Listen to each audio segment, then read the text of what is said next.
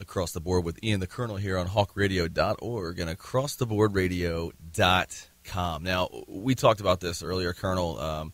We get a lot of music here to listen to, working at a radio station. Yeah. And not naming any names, but some are really good and some are really, really bad. Well, you're going to name at least one. Yeah, well, yes, some of the bad ones I'm not going to name. All right. But some of the good ones, we definitely love and try to get them as guests on the show, and certainly put them into heavy rotation here on Hawk Radio, the station as well. And I recently got a link. We got this from a publicist that we work with for an album by a guy named Brendan Rivera. Yeah. This is one of my favorite albums that has come out in 2012. I kid you not, already. And halfway through it, one of the best albums of any genre. Love it. Brendan is on with us right now. Brendan, welcome to the show. Thank you for having me. Absolutely. And thanks for the kind words. Hey, thanks for putting out great music. And in a small world, you're actually good friends with a couple other friends of our show, Alex and the guys in A Moment's Worth, and yep. Shane and the guys in Silverstein as well. So definitely a good company. But when I first listened to the new album, I was thinking, like, what does this sound like to me? What does this sound like? And I kind of hate to... You don't want to compare. Yeah, I don't want to compare, because you think you have your own sound. But if somebody said, what does, Brendan Rivera sound like? To me, you sound like, I'm going to say City and Color, so Dallas Green's solo act, City and Color combined with the best years of Goo Goo Dolls. Okay.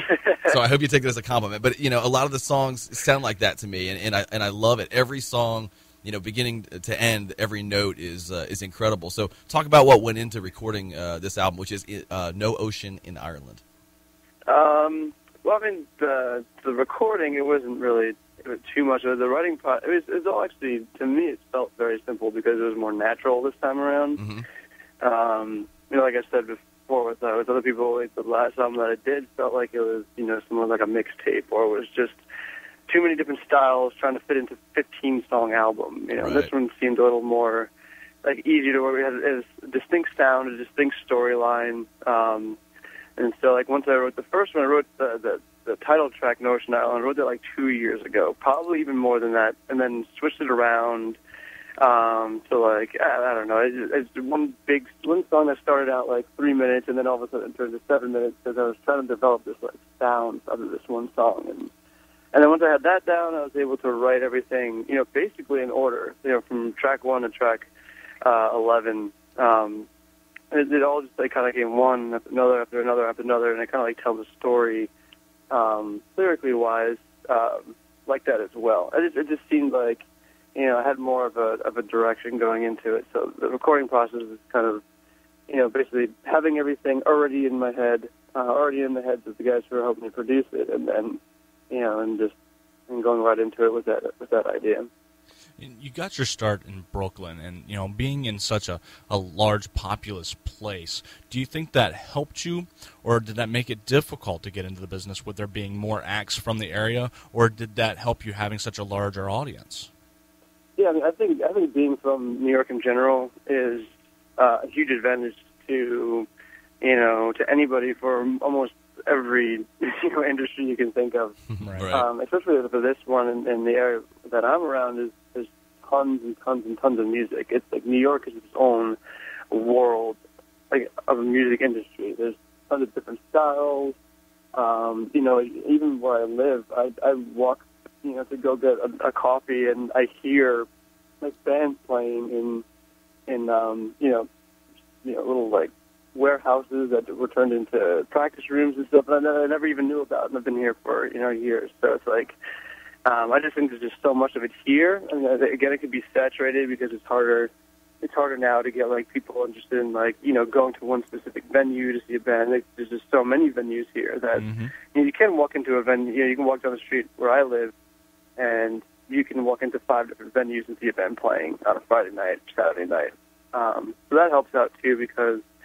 It's allowed me to, find places that I want to play, find places that I like, and there's a lot of them, and then plus with the, like a theme, there's so many bands around here, there's so many bands that you meet and who have good attitudes, and, you play with them often, and you just keep like a tight-knit group of friends together, and you always have a place to play, you always have, friends that come to your shows, you always have friends who you can go and see their shows. So Right. I think definitely being in New York and being in this area has helped at this point of my life where, I'm playing a lot more and getting more exposure and, trying to do a lot more with it performance-wise and having other people help out. And, it's like a giant little close-knit musical community here. And I think that, I don't know, if I lived anywhere else, it wouldn't be as easy. Everything's also close together here. And, still with just tons of people doing the same thing. So, yeah, it definitely helped out big time for me. And No Ocean in Ireland is out right now, just dropped a few weeks ago, and it's out on Verona Records here in the U.S. And you've also done some work with Shane Told's label, Verona Records, up in Canada. Yes. Yeah. And, go ahead. No, I was going to say, he put out my last album right. In Canada.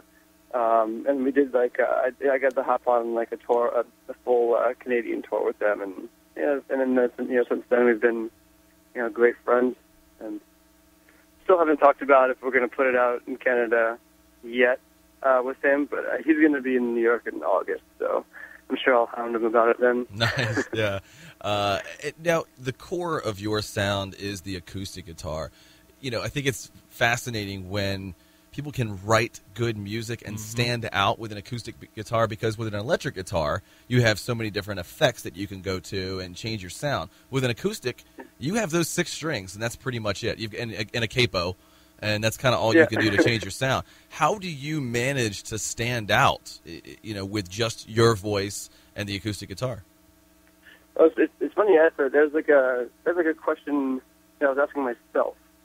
Constantly. After playing my last album out live, I was just thinking, this is just not, I just don't feel like this is what's going to make me stand out. I don't feel like, I'm dropping somebody's, jaw by, right. playing in front of, it's so I actually changed it around. So rather than having 6 strings in the capo, I have 12 strings. And then I tuned the 12 strings to an open C tuning, which is it's like Irish tuning, like an open right. Irish tuning, and then took a little time to study that open tuning and see how I can how can I get 11 solid songs out of this one tuning that kind of can start to sound the same after a while, So, but yeah, I think what it was is once I made that change from doing 12 strings, 6 string to a 12 string, that helped out give me a bigger sound live. With more full sound if I'm playing by myself. And then the open tuning kind of just opened the door for just atmospheric Irish, just a foreign sound to me at the time. And then, where I expect to be a foreign sound to a lot of people that, I'm around because they don't use those kind of tunings. And, people who from my old stuff would be foreign to them because, they haven't really heard me do that kind of style before on albums. And, really it was just learning this new style, just practicing and playing songs that were even challenging to me, and then doing it live, and then trying to put a hook behind it, and so there's a lot that went into it at that time. It was definitely more development, in my own playing. Was trying to get me to sound a little different than a normal singer-songwriter, sound a lot bigger, sound a lot louder, and faster or something, So I love that you put that. I love that you put that thought into it as well. So many people just get play 3 chords and stick with it, and that's it about it. But you're actually consciously developing as a player, and that's fascinating as well, and definitely appreciated. But you talk about Irish Americana indie rock, and that's how you describe your sound, your genre. Do you actually have Irish in your family? I mean, is that part of your background? And have you actually played in Ireland? I would love to play in Ireland. Actually, one of the big inspirations for lyrically and in the storyline is it's a place that I've only heard about from people, and I do have Irish background. I have great grandparents that are from Ireland. I have my brothers are named Patrick, Kevin, Ryan, and we have Brendan. So that definitely comes from my mother's side, and even on my father's side, there's some Irish, but. But the style actually came up. Greg Dunn, who produced it, we were talking about it one day. I was like, what would we call this kind of style? What do you call it? We had no idea. We were trying to figure it out because you got to get ready for telling people what you sound like. Right.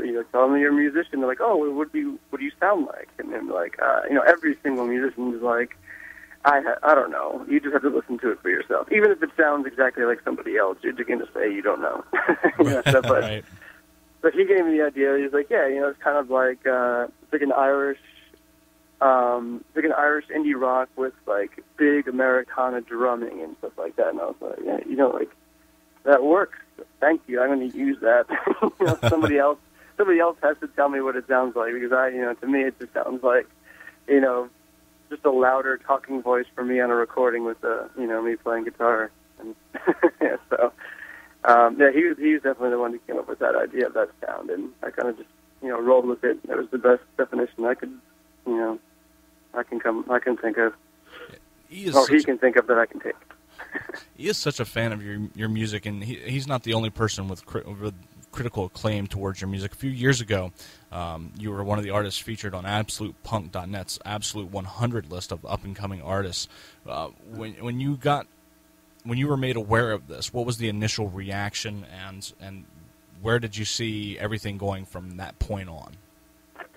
Well, we got it when I was in the band Looking Glass Wars. We got the Absolute 100 Absolute 100 pick, and at the time, before that, and before I even knew that stuff, or we got any press of it, I used to, or I still do actually. I go to that site, to check out what's going on with other bands, and right. Peers, and seeing if like any of my buddies are making like a debut on the site.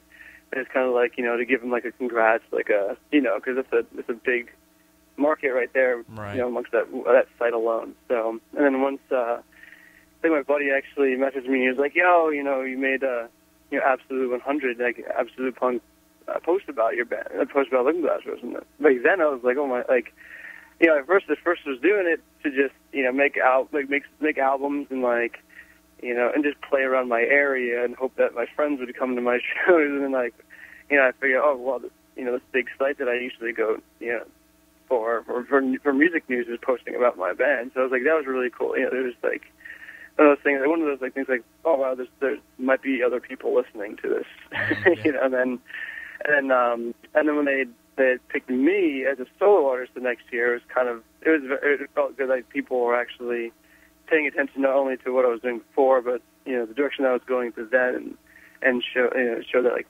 maybe it's not a bad idea to do some solo stuff and keep doing it. So it's definitely and it felt good to see other people commenting that I didn't even know, or people that I've seen commenting on other bands and stuff, and getting involved and talking about it. And these are some people that I recognize when they will buy something or send me personal messages and stuff like that. So it's definitely helped, with getting like personal with people that who I don't know, who only anything we have in common is I play music, or they like music, or they play music, and we both like music, or something, and we're getting in touch with each other, and it's good that like a big site like that was able to connect like a nobody with people who are I guess basically looking for nobody. How did you manage to really start to pick up steam? I mean, with you're getting there with the fame and getting more albums sold. Hopefully in these next few weeks, as the album, it was, like I said, just debuted a few weeks ago. But there's so many great bands. You talked about walking down the street in New York, and you can hear someone playing in every club that you walk by. But a lot of those are amazing musicians that the world will never hear about, that anyone, outside of, wherever you happen to live in New York, Soho, or wherever it is, the Village, will never hear of. But you're getting out. A Moment's Worth, I think, is one of the most underrated bands in the country, and they're starting to get, more well-known. Silverstein is a huge band. What is the secret to that, to being noted and being able to be a professional musician?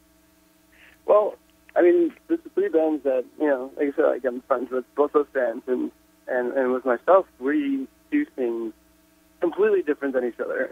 You know what I mean? Right. So, well, Silverstein, they were popular. They were a band that, when I was a kid, I went into like a Hot Topic to like pick up an album or something, and their CD is sitting in like the listening station, and it says, for fans of, and of like Taking Back Sunday and Poison the Well and stuff. These are bands that I was into when I was younger, and I was like, oh, well, then maybe I'll like this. So I bought it, and then became a fan of that band when I was younger, and then it just turned out like years later, we're really really good friends and stuff. But they did it in terms like they did it at a time where they were kind of like pioneers of a specific sound. So they had it a lot different. They were like the first of the bands to be doing something, and they're still doing it, and people are still loving it, and then you have a Moment's Worth, who is, these guys, they're like the blue-collar musicians of, sure. The industry. Like, these guys, they record their own stuff. Yeah. They constantly write music. Like, every month, if you're part of their fan, if you're part of their fan page or whatever, email list, then they give you a new song every month. Yep, new demos. They have like an album like every year, and they play tons of shows. Every time I ask them to play, they're always down to play, and they all show up. Like Alex will sing and play by himself, and then all the guys will show up. They have a very, very, very cool community amongst that band alone, and they're like the bigger artists in like the Bronx. They're like, the father band of the Bronx. So, every time they play in the Bronx, kids in the Bronx they're all there. You know what I mean? So they've developed like a home, and they've been around. Like they used to be a band called Dibs on Anthony when I was like a kid. I had to be like 14, 15 years old, and they were around the same age. And they started out then, and they're still together. This is like over a decade, Yeah. So it's up like the same guys. So it's pretty cool. So they're like more of like a putting the foot to the pedal. They're just doing everything themselves, and they love doing it that way. And that's what keeps them going. They're just a happy group of guys who love what they're doing, and it seems like they love each other and everybody around them. And for me, it's I feel like maybe I got lucky. I do have like a bigger network of friends in music, and which I've developed to just like I think it's just staying out longer. Like going to see your friend's show and staying until everybody's gone, and meeting as many people as you're there. So I think with that, it's getting bigger, or you're trying to progress. It's really just a matter of making those connections and keep and being friendly. Be friendly with everybody, and just do as much as possible, talk to as many people as possible, and so I think that, I'm with hopes that people will like the music. So I've been able to, spend some time really, really developing a sound, practicing it, making sure that if I play out live, I'm comfortable. I feel like I'm doing putting on a strong set. And then after that, talk to everybody, and, there's no reason not to be nice to everyone, and just make friends with them, and just remember everyone. So I think it's a mixture of that is kind of like what I've been doing and what I have to do, since I'm doing a lot of it alone when I'm playing live. So, Brendan, this is the question we always ask all of our guests, and we love to hear the answers that we get in return for this. If you had 10 to 15 minutes left to live, what's the last song you would want to hear or perform, yours or anyone else's? There's a couple songs I think I'd like to hear. And it's weird because it depends. I don't like if someone had told me you got 15 minutes. It's not like a emotion that I can feel right now, because right now I'm like, that never happened until I'm like old, And but if somebody told me right now, I'm not sure what emotion I would have. But there are a couple songs that are just, there's beautiful songs, and I think there's actually two of my favorites. What I think are the most beautiful songs I've ever heard. And it's weird. One of them is Blackbird by Paul McCartney. I think that song might be a little too optimistic for me, because I'm thinking, what a pretty song this is. And it even has sounds of birds in the song, the sounds of life in the song, but I'm dying in 10 minutes, so I don't know if I want to play that. But it's just funny. This is a band that if anybody can remember this song or this band, and they're just because they're in this area. But it's a band called Red Sails, and they were they turned into a band called Tidal Arms. The Tidal Arms is getting pretty popular now. They tour with Glassjaw and stuff, so they've been doing it pretty well. Mm-hmm. But before that, they were just like little Tom Waits type of You know, Brooklyn jazzy. It's really hard to say, like you know, like just like a night loungy kind of band. And they did a song called "Empty Jelly Jars," and I think it the lyrics, the production of it, and just the composition of it. It's my favorite song. I think it's one of the most beautiful songs that, you know, I've heard and I will ever hear. So I think that'll be one of the last songs I'd like to hear. It's you know, it's pretty dark, but at the same time it's got a little optimism, a little pessimism, and it is beautiful. It's just, I guess that would be that song. And it's a song that you know, just learning and playing just to play on my own in my apartment. So hopefully I'll have it down by the time I give 15 minutes to live. I haven't heard of it, but I'll check it out now for sure. Yeah, that's a great thing. It's called Empty Jelly Jars. The only place you can probably hear it is like an old MySpace site. Not a band anymore. The hell's MySpace? They never put out an album. They just had like these handmade EPs that they have. But like, it's one of those things, like, it's like a treasure. A song is a treasure. And Wow. I hope to one day maybe like cover it and, you know, get Tom, who sang it, who's a friend of mine, involved and probably recreate it, just because it's a song that if it ever just like went under the rug, it would be very disappointing. You know, so it's called Empty Jelly Jars by Red Sails. Check it out for sure. The website to check into Brendan, though, and you can actually you can stream the entire album, No Ocean in Ireland. The website is BrendanRivera.com. That's BrendanRivera.com. BrendanRivera.com. The album's out right now. You can buy it at all the usual digital places, but you can also buy it on vinyl. So go out and get that, and definitely go see Brendan play some regular gigs in New York, and you can keep in touch with him on Facebook and on his website as well. Brendan, we appreciate it. We'll be back here in a few minutes. I'm E. He's the Colonelist across the board on hawkradio.org. And acrosstheboardradio.com.